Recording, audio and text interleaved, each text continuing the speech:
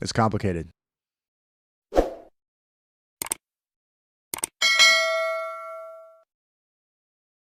Sneako, before I ask you about you, is there anything you'd like to know about me? That's a good question. It's complicated. It's Fuck, I just did the thing that happened in the video. That's how good of an interviewer you are. What red pill do you? Fuck, I can't. That wasn't even a joke. I genuinely said What this. red pilled me? There was a documentary called The Red Pill. Yep, which I watched. So I watched The Red Pill, and I think the Red Pill's goal, as in the title, is to red pill you. So I would say also just there were times where I would pretty much just go out and have experiences, and then I'd say, wait a second, like all these women say they want this type of guy, and I'm like, you want a good guy? Would you even know a good guy if he even fell on your lap? Do you think that it happened later in life, or was getting red pilled something that you saw early on? I would say kind of like some of the earliest things that I heard about female nature. I used to listen to the Tom Likas show on the way back when I was in film school. I would pretty much, drive home from college, and I'd be stuck in LA traffic for about 2 hours, and I'd listen to this man called Tom Likas, and he would just talk about women's obsession with money, and it was just way too honest. And he'd even have people call into his show and ask him, or just call up and just give him like hate comments, or he'd respond to his haters pretty much, kind of like the way Kevin Samuels would respond to the smoke shows and things like that. If you are familiar with, Yeah. It's funny how you asked me about red pill. Sneako, how did you discover red pill?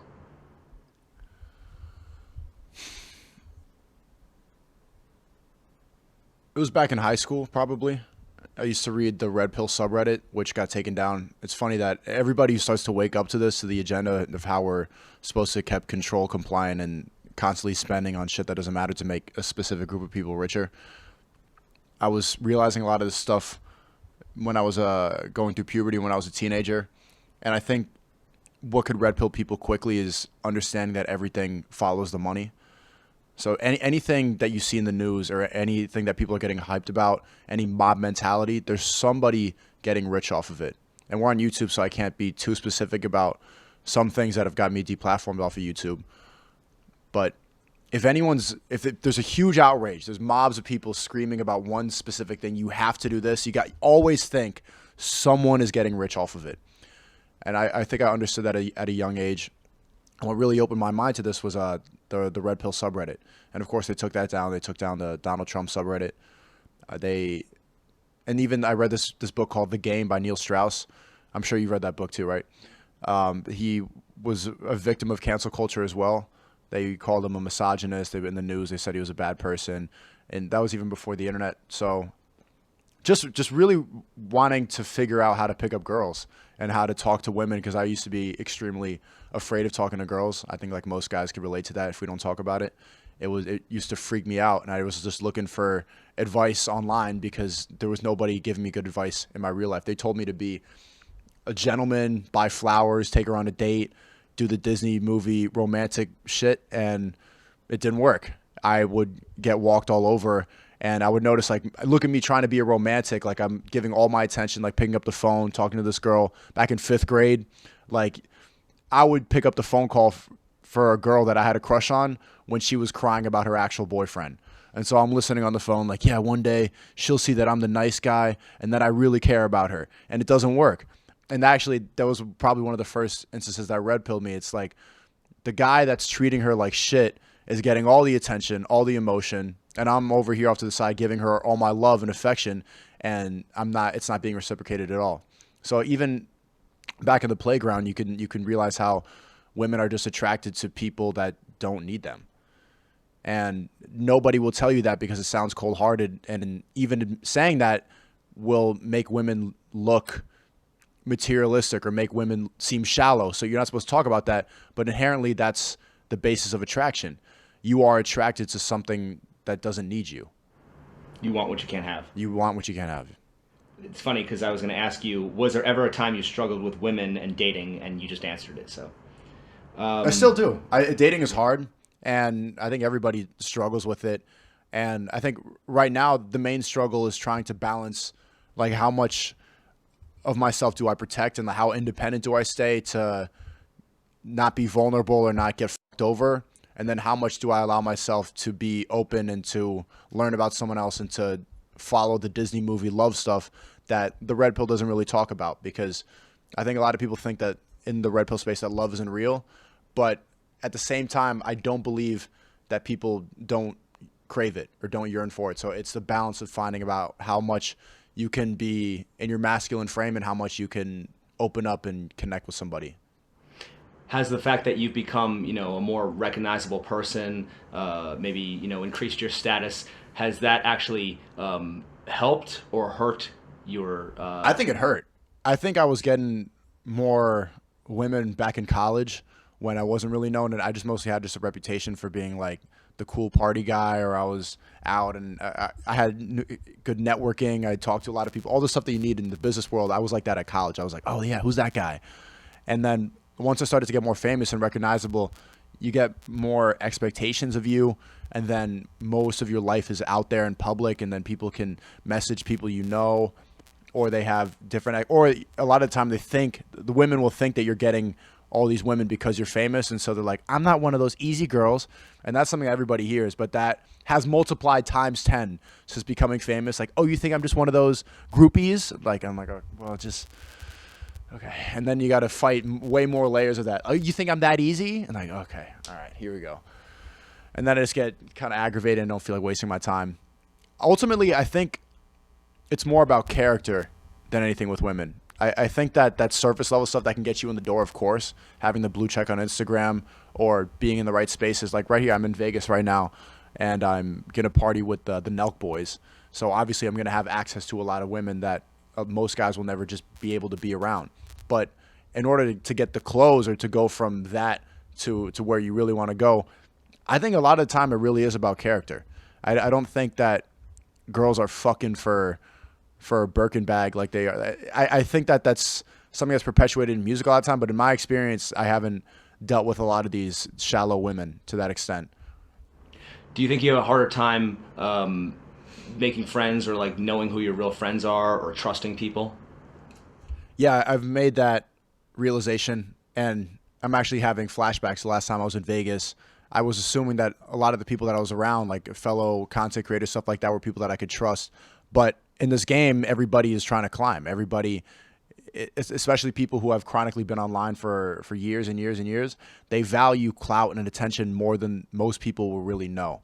So of course, you have to be really careful about who you spend your time with and who you trust, especially in this red pill space, which is actively being silenced so much and which is being attacked by so much. The media hates us. The feminists hates. They all hate us. Big tech, the government. I've been profiled by so many different types of people. So at this point, you have to move cautious. It's not just making videos on YouTube anymore. It's a different ball game completely. And now this message is getting involved in politics, and I'm telling anybody watching this, it's going to grow so much, and people who are considered in this space are really threatening the powers that be. And so you're going to see they're going to have to get craftier in their ways to silence us, because it's getting harder to lie. Why do you think you got canceled? I got canceled for telling the truth. I got canceled for, I don't like how people are saying, you didn't actually get canceled, you just broke the terms of service. They wiped me off of 4 different social media platforms in the same week. Twitch, nobody can give me a valid reason for that. YouTube, I understand I got terminated for 3 strikes, but if you look at what the 3 strikes were, COVID misinformation, election misinformation, and cyberbullying. Actually, the 3rd strike was for It's Complicated reaction video. When I went that was considered cyberbullying. So it's just pretty, you could see the obvious double standards, how girls all day long will say that men are trash, will say that I'm a piece of shit, they can like wish death on me, and then that's not considered hate speech. That's not taken down. People have made documentaries saying they hate me and like all the stuff about my family. It's not hate speech, even though saying I hate Sneako is not hate speech. But if I go making fun of eyelashes, that's cyberbullying.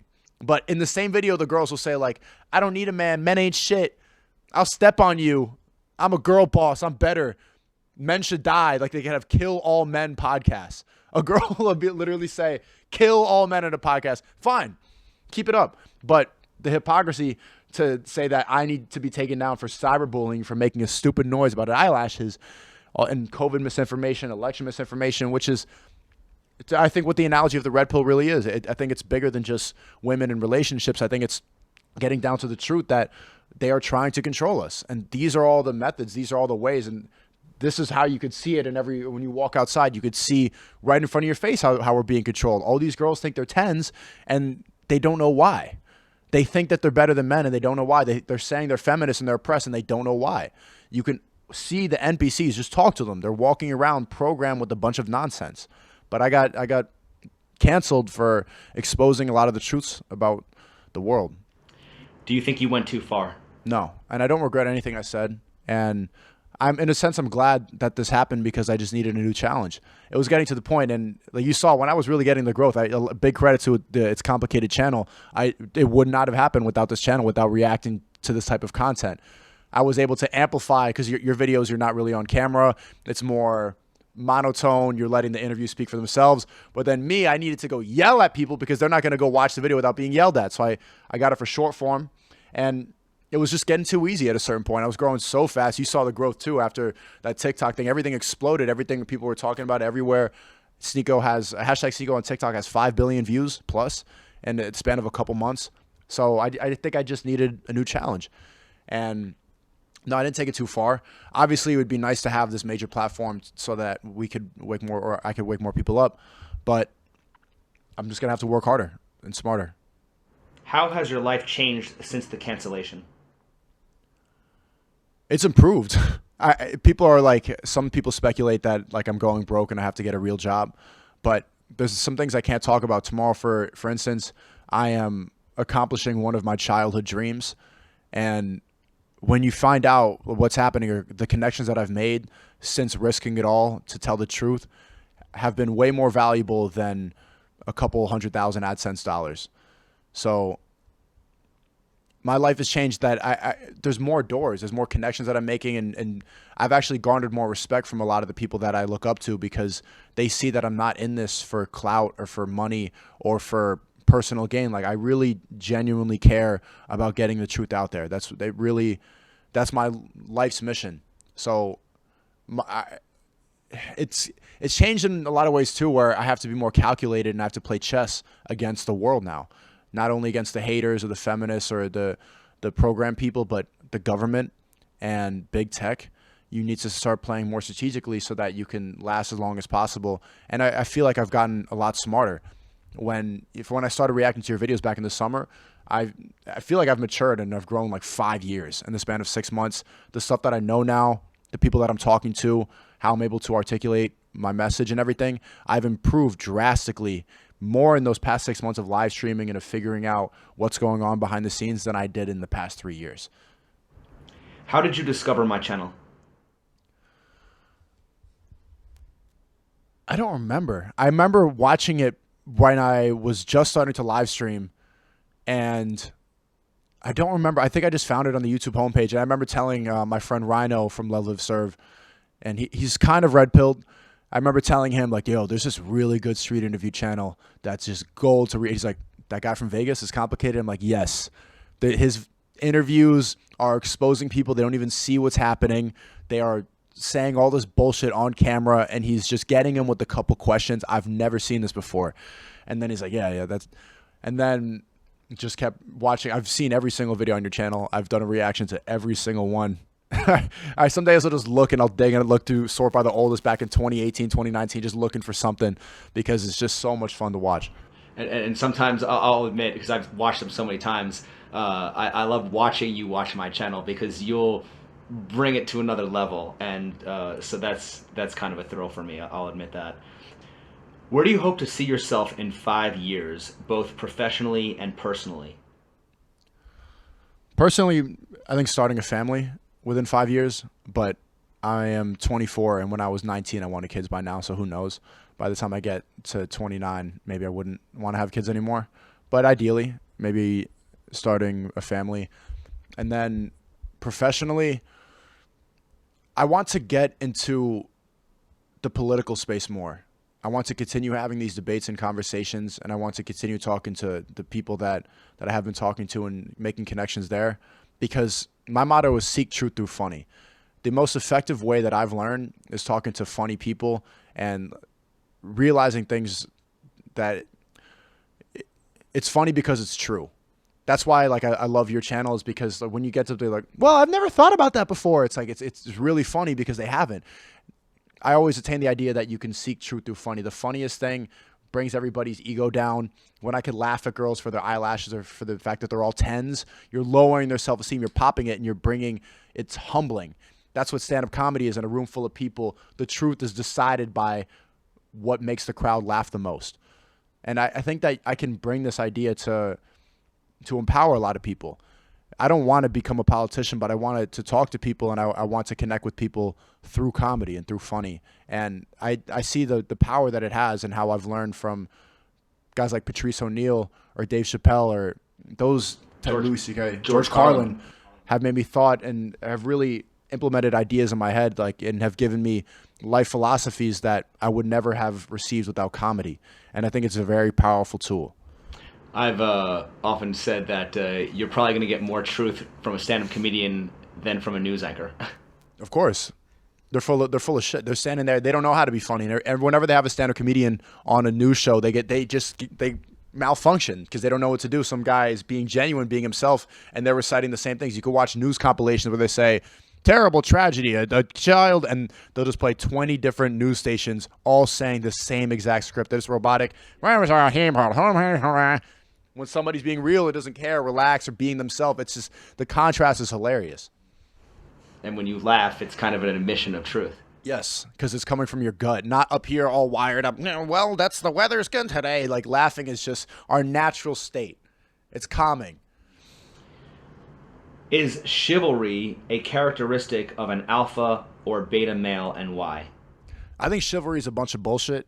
And women use that to expect, oh, yeah, you're not chivalrous. I don't even know you, and she expects me to pay for the date and open up the door. It's like she hasn't done anything to earn that, and I just have to walk on this side of the road so that a car hits me and not her, and I got to lay down my coat on a puddle so that she's it's a bunch of nonsense. You should only be chivalrous to a woman that deserves it. Women shouldn't just demand respect for being women. Is chivalry sexist? Yes. Is there a female version of chivalry? No. Aren't men expected to be chivalrous in platonic relationships, while women are expected to be chivalrous in intimate relationships? Right. Men are expected to give away respect at all times just because a woman exists, when a woman is only going to be nice and have gestures for a guy that she's given a box to. So aren't men expected to be chivalrous on a grander scale? Yeah, all the time. It's difficult, yeah. What's the difference between a woman rating herself a 10 and a guy calling himself an alpha male? Both should get you punched in the face, but you can only punch one for saying that. And that's the difference, because if a guy says, I'm an alpha male, you'll get checked probably in an hour. Someone's going to be like, shut the punch you in the... But the difference is you can't touch women, and we don't tell women the truth. So then they say... delusion, I'm a 10, I'm an alpha, and then they just go about their day. I'm a 10, and nobody checks them. So we have a bunch of delusional alpha males walking out there with stickers on their eyelashes, weaves, and Kim Kardashian on her phone, and it's the same. Imagine if you walked out in Vegas and it was just a bunch of guys, I'm an alpha male, and everyone believed that, and then society would crumble. That's what's happening with women. If women only want to date alpha males, why haven't all the beta males gone extinct?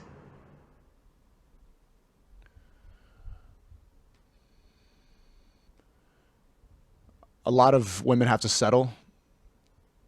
A lot of women don't have that option. And also, not all women are beautiful or intelligent or charming enough to be with the guy that they want to be with. And so they make up excuses, or eventually they settle. But I think we're seeing less families being started because all women think that they deserve that alpha male, and they don't want to settle. If men only want to sleep with beautiful women, why haven't all the ugly women gone extinct? Sometimes God says you got to be ugly. ugly people popping out there. There's beautiful couples with ugly ass kids. I don't know. That's God's fault. Who do you think is more delusional? The average woman holding out for the rich alpha male, or the average man holding out for the lingerie model? The woman, because the woman doesn't know how to improve herself, and she ultimately is limited to how much she can improve herself to deserve that man. But a man, no matter what you look like, you can improve yourself to get to that point where you can have 1,000 lingerie women. If you become funnier, you get that status, you get the money, then they will be drawn to you. But, you know, at a certain point, a woman is just, you just got to settle.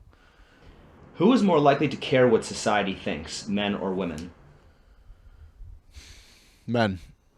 Who is more likely to follow trends? Women.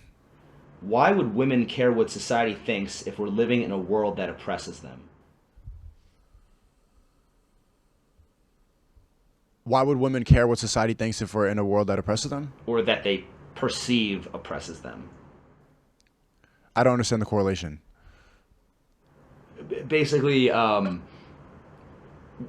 my intention behind that was is that if women are more likely to follow trends, but then they think society is trying to like, I'm almost wondering is that why a lot of these feminists, you know, cut their hair and they kind of like reject femininity, right, or something like that? Like it's because they don't want to get boxed in. It's a rebellion or something like that. I think against the standards and placed upon them in society. Yes, they're rejecting the natural norm, saying I don't need to fuck your societal standards. I don't want to do it, so I'm just going to reject it, and that's going to be my whole personality. But we both care what society thinks. Men and women equally care about what society thinks of them, but it's just different.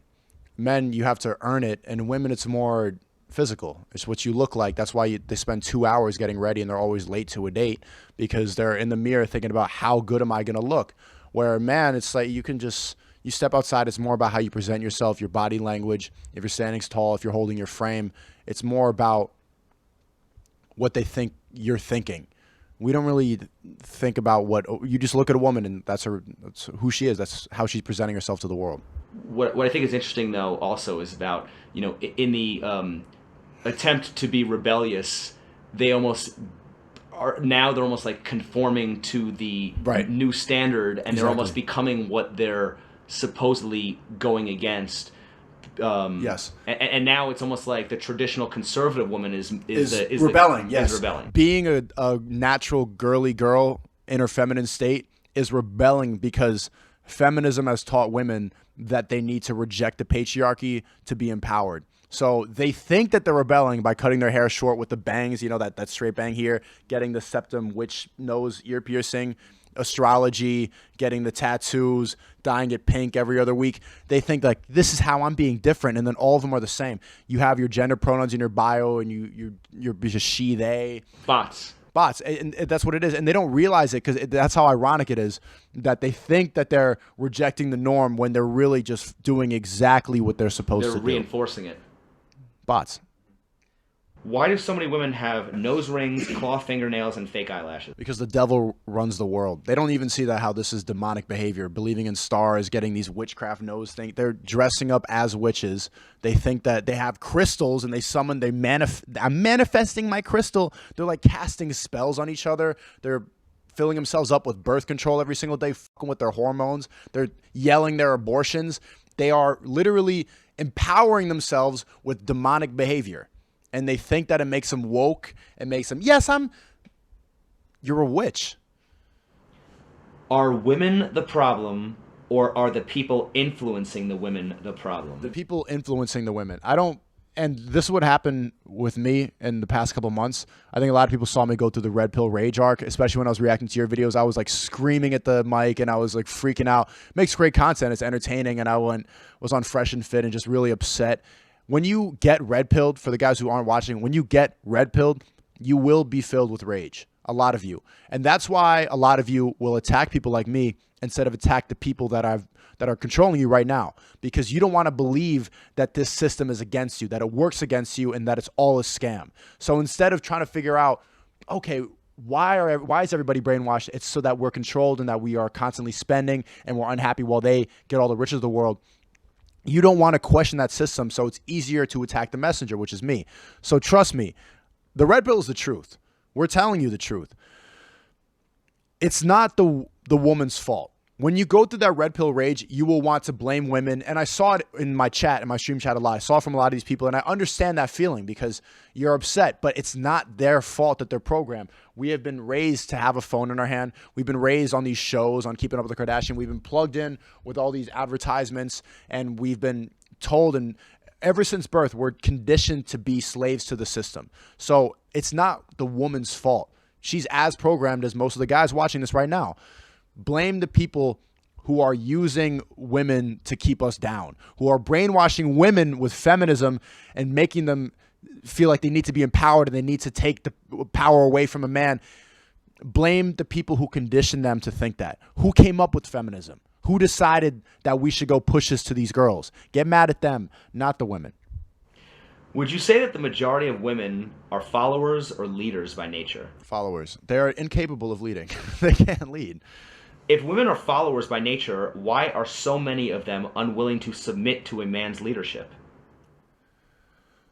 Because they are power tripping right now. We're living in a very ego-filled world because of social media where everybody feels the need to show off how important or how different they are. That's why they announce, I'm quitting social media on social media. It's all this big ego statement at all times. And they've been tricked and they think that submitting to a man is giving up her power. And so they want to look and act like a girl and also have the power of a man at the same time because they can't let go of their ego, that they just want to be a feminine girl because they think that being a feminine girl is being oppressed. That's not being oppressed. That's being happy. Do you think men care more about women's looks, or do you think women care more about women's looks? I think women care more about women's looks. They analyze things like the Birkin. I can give a fuck about a Birkin bag. I never look at your nails. I don't care. Like if your toes are all like out, maybe. But like when we're out, I don't like clock that girl's nails just got done. I don't think about it. It's subconscious. The only thing I really look at is the eyelashes, and that's because your interviews with a giant light right there, and they're like the proud delusion on their face. But ultimately, women will judge each other way more on their looks. They're looking at the contour, the makeup, everything is meticulous, and it's just like if you look good, you look good. So aren't women conditioned by other women to look a certain way? Yes and no. See, they do that in a social dynamic, but behind the scenes, the people that run the beauty standards are like weird men who are kind of fruity, and it's a weird group of people behind the scenes who are controlling the beauty standards and telling you what to buy. Also, down the rope, all the way down the rabbit hole, it's a bunch of dudes. Do you think the same is true for men? Are men conditioned by other men to look a certain way?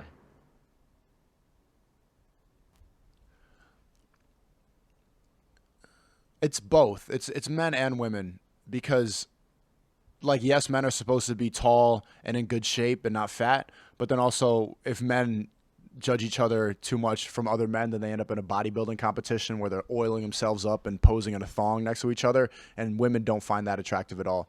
So it's both, but men care more about how a woman perceives them than a man does, whereas women actually will dress up and go out thinking about how other women are going to judge her. And a lot of time, the picture that they post on Instagram, I've realized that yes, it's for male attention, but a lot of it is to compete with the other women on Instagram to get that right guy's attention. Who cares more about masculinity, men or women? It's pretty equal. But we just express it in different ways. But ultimately, women, it's very subtle. So men, we will discuss it and talk about it more, but we do it because we know how much women value that. And even these woke girls, these woke women who say that they're LGBT plus and everything like that, as soon as they find an angle to test your masculinity, you're gay. Oh, what are you, gay? And that's their way of testing your masculinity. And that shit hurts way more than a guy calling you gay is a joke. But when a woman says that, she's saying, you're kind of a bitch. Act right. Why does the manosphere spend so much time focusing on masculinity rather than misandry? Because we don't want to do what women are doing. women in that, and on the inverse, women in that space, they'll just complain about how oppressed they are. They'll talk about feminism, how they need to get back at men, and they need to kill all men. Men are trash. That's the ideologies that run the womanosphere movement. Whereas men, we just want to look towards the future. What can we do? What's the better use of our time? Complaining about these women making no sense, wanting to kill us all, or improving yourself and just finding the right woman? Because I don't want to waste my time with a bunch of delusional women who want to kill me or think that I'm trash, or like are going to use the condom in the trash and shove it up there to have a kid. That's why Drake has to put the hot sauce in the condom. I don't want to deal with that. I'm not going to go like invest energy and waste it to these women who don't deserve my time. I'm thinking about the future. These women, that's not for me. Why does the manosphere spend so much time on self-improvement and men grooming themselves to please toxic women that just want to use them and bring nothing to the table? It's recognizing which women are for recreational use and which women are there to be wives. And it's indulging in hedonism, ultimately. It's a waste of time. It's dealing with hoes and OnlyFans girls who make no sense and learning how to spit game so that you can f them for one night and never talk to them again. Yes, it will make you feel good in the moment, like boost your ego, stuff like that. It makes you feel good. The sex can be good or whatever, but ultimately it's a giant waste of time, because the point of sex is to have a family, is to have a connection, is to have children. That's the point. That's why God designed sex. So indulging in hedonistic behavior, like if I brought a girl from wherever the party to this hotel afterwards, I never want to see her again, and I need to trick her into thinking that she's going to have a future with me when she's ultimately never going to be spoken to again by me. It's a waste of time, and a lot of it is just indulging in hedonistic behavior for any reason. A lot of maybe they didn't get it in the past. Maybe they are trying to inflate their own ego. But men eventually realize that it's just wasting your energy, your money, everything. Why is the man's gender role more demanding than the woman's was, is, or ever will be? Because we have to lead. And the world can't be led by feminine men, but the world is still spinning with a bunch of masculine women. It's been said that men have a burden of performance that women don't. Who assigns them that burden, and isn't that the problem right there? Yeah, women assign that burden, but that's just their nature. That's biology, is women are supposed to check men so that we have to be stronger. They push us to be stronger because they need to be provided for. But they don't realize that. They act this way, and when they're upset, a lot of time when your girl's crying or she's expecting, or like, I'm fine, and she's waiting for you to do something that she thinks you're supposed to be doing. And a lot of guys don't know that, but women are constantly testing you, and it's not even a conscious decision. It's just their nature. It's like this for every animal species. She expects you to lead and provide for her. And if she's crying and she doesn't know why, or she's mad at you, or like, you ever been, guys in the comment section, you ever been in the car with your girl and then she's just mad for no reason? And she's no, what do you mean? And then you find out later that it's because the window was rolled down and her hair was blowing in the wind, or like she was cold and you didn't figure it out. You didn't mind read how cold she was. That's women always trying to keep us on point in her but she's not constantly teasing. She's not constantly trying to manipulate you and make you go insane. It's just the way she is, and it's not her fault. And that shit makes you, a lot of guys will make you go fucking nuts. Like, this stupid, just tell me that you're cold. No, but you should know. It's hard though. It's hard to pick up on female nature. It takes a lot of practice. It takes a lot of talking to a lot of women. You need to get your heart broken. You need to learn that simp culture is perpetuated by Disney movies and social media garbage. Once you go through that heartbreak, and also what you need to deal with is, like, once you go through that, you know what women will say? Who hurt you? Someone hurt you in the past, right? You just got f***ed over. You couldn't get pussy. Those are all shit tests, and you just have to understand female nature. And a lot of guys will fold, and a lot of guys, well, no one hurt me. Understand female nature, and it's hard to get to that point. Trust me, it's gonna be some pain. Just gotta bob and weave. Bob and weave, all the allegations, exactly. What is the difference between confidence and arrogance? Confidence is knowing you have the ability, and that's why you don't. Confidence is being able to avoid shit tests because you have the ability. Arrogance is avoiding shit tests and not having any ability. So just blindly walking around thinking that you can't be tested when you very clearly can. Confidence is knowing that you can pass those tests. What are the characteristics of an arrogant person? The tens with eyelashes, the girl boss feminists with the weave thinking that they deserve a millionaire for doing nothing. It's arrogant. What are the signs of a confident man? A guy who knows that a woman is thinking that and knows how to feed her the lies she wants to hear. Why is confidence sexy? Because you need to be confident to lead, and women are followers, and they need a leader, and you can't be a leader if you're not confident. If you have no ability, you have nothing to back up what you're talking about, then where are we gonna go? Is confidence something every man can have? No. Where does confidence come from? You have to earn it. It comes through trial and error, comes through failure, it comes through hard work and perseverance, all that stuff that makes you who you are. Can you have confidence without competence?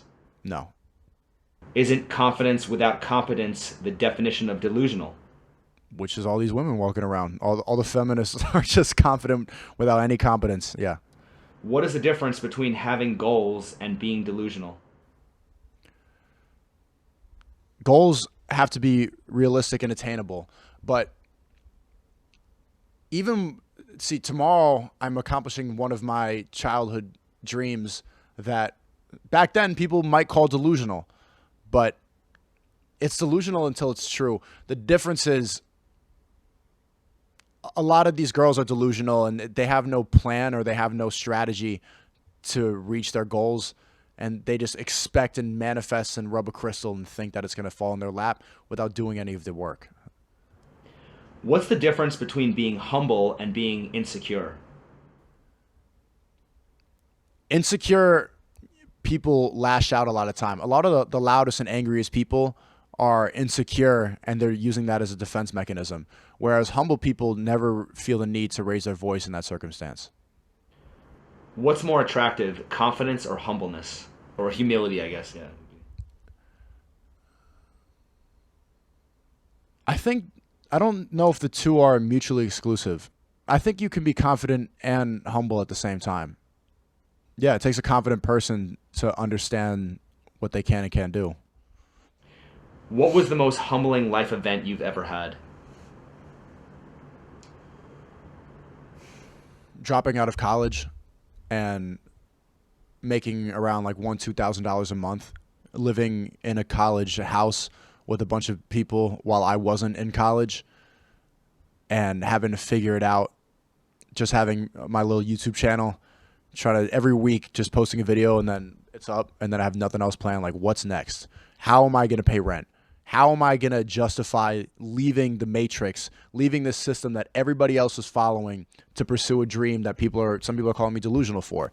People are saying that it's unrealistic. There's no blueprint for doing content creation and leaving everything and alienating your family, stuff like that, to pursue your dreams. That was humbling. Like, I got nothing. What am I going to do? All I got is my brain. I got a camera. I got a mic. What's next? Why do so many people talk about the way things ought to be rather than how things really are? Reality is harsh. The truth hurts. The truth is painful, and people don't like. There's a lot of pain that people deal with all the time anyway, so they don't want to go keep thinking about reality. They'd rather live in a made-up world in their head. And the truth hurts. It's really painful to figure out what's happening. How do you know the difference between what you feel and what you know?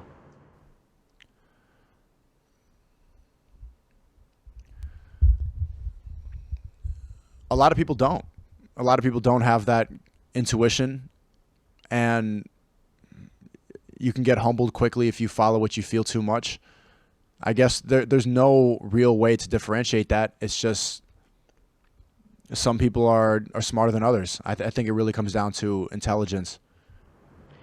Is there a difference between my truth and the truth? Yes, my truth is delusion, and the truth is reality. Isn't my truth your subjective perception of the world, and the truth is an objectifiably verifiable description of a situation? Yes. My truth? No, it's my truth. Well, all opinions are valid. No, most opinions are stupid. Your opinion could be wrong. Some people have never been checked on that. No, stop. You're dumb. Some people need to just be told you're dumb. Do you think we would become a better society if people learned to be more sensitive or more thick-skinned? If we learn to be more thick-skinned. But it's tough. We're in a transition phase because we have never been more aware of our own existence. We have never had to put up an image of ourselves online so much. We have never heard this much feedback about what we look like. We've never communicated with this many people. We have never had to confront reality this much while also reality is being manipulated this much. So it's a transitional period where we need to figure out how to talk to this many people and be judged so much while also not taking an ego hit. Is it possible to be both, or are they a contradiction? To be thick-skinned and sensitive? No, there's both. They don't contradict each other. There's just a time and place for both. Do you have any advice for men out there who are struggling or maybe want to improve themselves, or just feel like there's no hope out there? Use that energy to make yourself better. There's many ways to make yourself better, but use that pain. Don't wallow in it. Don't believe in depression. It's all a lie. There's nothing wrong with your brain. Just use that pain and turn it into champagne. That's the best way. If you can direct your energy towards something positive, that's the best use of your time. Time is money, and you need to do it right now. The sooner you start, the better it is. I know you've heard all this motivational garbage before, but that's genuinely what you have to do. Don't direct your energy on the internet. Don't waste your time leaving mean comments. Don't waste your time doing essays about other. Don't waste your time investing in bullshit that a lot of people direct their energy towards. I'll also say that I've heard the expression, no matter how hard life gets, there's always someone who would kill to be in your shoes. Exactly. Your life is probably not as hard as you think it is, and you're justifying your failures with mental health. Where do you hope to see the manosphere in 5 years?